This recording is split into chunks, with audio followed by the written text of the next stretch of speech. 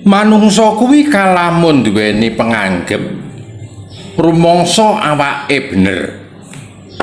Ya manungsa mau sejatine kang paling ora bener.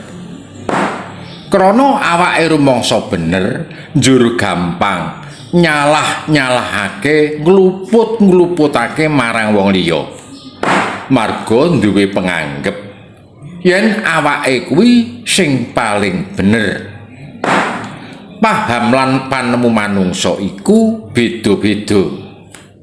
Kang sira anggep bener mau durung kinaruan yen wong liya nganggep bener. Mula ana tetembungan bener kanggo sira durung kinaruan bener kanggo ingsun lan bener kang ingsun enggo mau durung kinaruan yen bener tumrap sira.